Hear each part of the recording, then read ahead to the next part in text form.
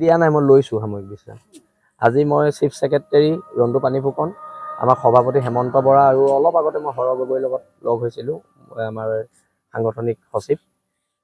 মই প্ৰকৃততে ভাগৰুৱা, মোৰ অকণমান সৰু এটা অস্ত্ৰোপচাৰ কৰাবলগীয়া আছে, কিন্তু অস্ত্ৰোপচাৰটো যিটো হ'ব এইটো ডক্টৰে মানে সদায় সময় দিব নোৱাৰে, এইটো কাইলৈ পাতিব লাগিব কেতিয়া সময় দিব পাৰিব। আৰু মোৰ ভণ্টি ডুবাইত থাকে, তাই কাইলৈ পাবহি, তাই কাইলৈ অসম পাবহি। তাইক লৈ অকণমান, তাইক লৈ, মাক লৈ, বৰমাক লৈ, বাইদেউক লৈ, মানুহজনীক লৈ অকণমান আমি ফুৰিবলৈ যাম। আৰু সেইকাৰণে অলপ মোক এটা বিশ্ৰামৰ প্ৰয়োজন হৈছিলে। মইতো যোৱা এবছৰৰ পৰা কৈ আছিলোঁ যে মোক এটা বিশ্ৰামৰ প্ৰয়োজনীয়তা আছে। আৰু এইটোক লৈও যে ৰাজনীতি হ'ব ভবা নাই। বীৰ লাচিতক কোনোবাই দুভাগ কৰিম বুলি ভাবিছে নেকি? কোনোবাই প্ৰেম পত্ৰ লিখিব আৰু তাৰপিছত বীৰ লাচিত সেনা দুভাগ হৈ যাব। আমাৰ মুখ্য সচিবক তয়কে পত্ৰ লিখিব, বীৰ লাচিত সেনা দুভাগ তিনিভাগ হৈ যাব। কোনোবাই ভাবিছে নি বাৰু? এতিয়া শুনক, ৰাজনীতি সদায় মূল্যবোধ হ'ব লাগে। এতিয়া মই কৈ দিব পাৰোঁ এখন চিঠি কোনজন ৰিপৰ্টাৰে ভাইৰেল কৰিছে, কিন্তু তেওঁ মোক ককাইদেউ স্বৰূপ। মই তেওঁক নিজৰ বিশ্বাসত দিছিলোঁ। এইটো একচুৱেলি আমাৰ কেন্দ্ৰীয় সমিতি, আমাৰ গ্ৰুপৰ এইটো এখন ফটো আছিলে, মই তেখেতক বিশ্বাসত দিছিলোঁ এই চিঠিখন। তেওঁলোকে বিশ্বাসবোৰ ভাঙি নিকৃষ্ট ৰাজনীতি কৰিছে, আৰু এই নিকৃষ্ট ৰাজনীতিৰ মাজত শৃংখল চলিহা আৰু ৰন্তু পানী ফুকন, হৰ গগৈ, হেমন্ত বৰা নাই। আমি মূল্যবোধৰ কথা বতৰাত বিশ্বাসী। আৰু বীৰ লাচিত সেনা সত্তাটো কোনোবাই দুভাগ কৰিব পাৰিব নি? চৰকাৰী যন্ত্ৰই নোৱাৰিলে কোনোবাই চিঠি লিখি দুভাগ কৰিব পাৰিব নি? মই সকলোকে ধন্যবাদ জনাইছোঁ মোক বিশ্ৰাম দিয়াৰ বাবে। আচলতে মইতো অব্যাহতি দিব কৈছিলোঁ, আমাৰতো মুখ্য সচিবে অব্যাহতি লৈছিলে এবাৰ 3 মাহৰ কাৰণে। মই একচুৱেলি তেওঁলোকে মোক অব্যাহতি নিদিলে, কাৰণ এতিয়া সাময়িক পৰিৱেশ পৰিস্থিতি অলপ বেলেগ। এই সাময়িক পৰিৱেশ পৰিস্থিতিত যিকোনো ধৰণৰ জাতিৰ বিপদ হ'ব পাৰে, আৰু বিপদৰ সময়ত মোক প্ৰয়োজনীয়তা হ'ব পাৰে, মোৰ প্ৰয়োজনীয়তা, তেতিয়া মই ওলাই আহিম। আৰু এতিয়া যিখন যুদ্ধ আমাৰ বাংলাদেশৰ বিৰুদ্ধে যিখন সংগ্ৰাম, এই সংগ্ৰামখন আমাৰ সৈনিকসকলে চলাই যাব। আজি তদুপৰি আজি আমগুৰিতো বহুত আমাৰ সৈনিক যোগদান কৰিছে।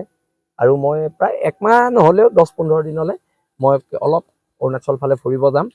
মোৰ ভণ্টি আহি আছে কাইলৈ, আৰু তাৰপিছত মই আকৌ বীৰ লাচিত সেনাৰ মঞ্চত আমি কেন্দ্ৰীয় সমিতিৰ লগত আলোচনা কৰি মোৰ বিশ্ৰামৰ যিটো 1 মাহৰ কথা মই কৈছোঁ, মই আচলতে 2 মাহ বিচাৰিছিলোঁ, মোক তথাপিতো 2 মাহ নিদিলে, 1 মাহ দিছে। হ'ব, পৰৱৰ্তী পৰ্যায়ত দেখা যাব। কিন্তু আমাৰ এই সত্তাটো কোনো ভাঙিব নোৱাৰে। মোৰ হাঁহি উঠিছে আৰু পুতৌ জন্মিছে তেওঁলোকলৈ। দিয়া নাই, মই লৈছোঁ সাময়িক বিশ্ৰাম। আজি মই চিফ ছেক্ৰেটাৰী ৰন্তু পানী ফুকন, আমাৰ সভাপতি হেমন্ত বৰা আৰু অলপ আগতে মই হৰ গগৈৰ লগত লগ হৈছিলোঁ, আমাৰ সাংগঠনিক সচিব। মই প্ৰকৃততে ভাগৰুৱা, মোৰ অকণমান সৰু এটা অস্ত্ৰোপচাৰ কৰাবলগীয়া আছে, কিন্তু অস্ত্ৰোপচাৰটো যিটো হ'ব এইটো ডক্টৰে মানে সদায় সময় দিব নোৱাৰে, এইটো কাইলৈ পাতিব লাগিব কেতিয়া সময় দিব পাৰিব। আৰু মোৰ ভণ্টি ডুবাইত থাকে, তাই কাইলৈ পাবহি, তাই কাইলৈ অসম পাবহি। তাইক লৈ অকণমান, তাইক লৈ, মাক লৈ, বৰমাক লৈ, বাইদেউক লৈ, মানুহজনীক লৈ অকণমান আমি ফুৰিবলৈ যাম। আৰু সেইকাৰণে অলপ মোক এটা বিশ্ৰামৰ প্ৰয়োজন হৈছিলে। মইতো যোৱা এবছৰৰ পৰা কৈ আছিলোঁ যে মোক এটা বিশ্ৰামৰ প্ৰয়োজনীয়তা আছে। আৰু এইটোক লৈও যে ৰাজনীতি হ'ব ভবা নাই। বীৰ লাচিতক কোনোবাই দুভাগ কৰিম বুলি ভাবিছে নেকি? কোনোবাই প্ৰেম পত্ৰ লিখিব আৰু তাৰপিছত বীৰ লাচিত সেনা দুভাগ হৈ যাব। আমাৰ মুখ্য সচিবক তয়কে পত্ৰ লিখিব, বীৰ লাচিত সেনা দুভাগ তিনিভাগ হৈ যাব। কোনোবাই ভাবিছে নি বাৰু? এতিয়া শুনক, ৰাজনীতি সদায় মূল্যবোধ হ'ব লাগে। এতিয়া মই কৈ দিব পাৰোঁ এখন চিঠি কোনজন ৰিপৰ্টাৰে ভাইৰেল কৰিছে, কিন্তু তেওঁ মোক ককাইদেউ স্বৰূপ।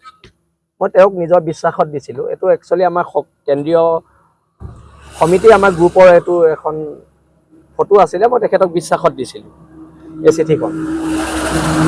তেওঁলোকে বিশ্বাসবোৰ ভাঙি নিকৃষ্ট ৰাজনীতি কৰিছে, আৰু এই নিকৃষ্ট ৰাজনীতিৰ মাজত শৃংখল চলিহা আৰু ৰন্তু পানী ফুকন, হৰ গগৈ, হেমন্ত বৰা নাই। আমি মূল্যবোধৰ কথা বতৰাত বিশ্বাসী। আৰু বীৰ লাচিত সেনা সত্তাটো কোনোবাই দুভাগ কৰিব পাৰিব নি? চৰকাৰী যন্ত্ৰই নোৱাৰিলে কোনোবাই চিঠি লিখি দুভাগ কৰিব পাৰিব নি? মই সকলোকে ধন্যবাদ জনাইছোঁ মোক বিশ্ৰাম দিয়াৰ বাবে। আচলতে মইতো অব্যাহতি দিব কৈছিলোঁ, আমাৰতো মুখ্য সচিবে অব্যাহতি লৈছিলে এবাৰ 3 মাহৰ কাৰণে। মই একচুৱেলি তেওঁলোকে মোক অব্যাহতি নিদিলে, কাৰণ এতিয়া সাময়িক পৰিৱেশ পৰিস্থিতি অলপ বেলেগ। এই সাময়িক পৰিৱেশ পৰিস্থিতিত যিকোনো ধৰণৰ জাতিৰ বিপদ হ'ব পাৰে, আৰু বিপদৰ সময়ত মোক প্ৰয়োজনীয়তা হ'ব পাৰে, মোৰ প্ৰয়োজনীয়তা, তেতিয়া মই ওলাই আহিম।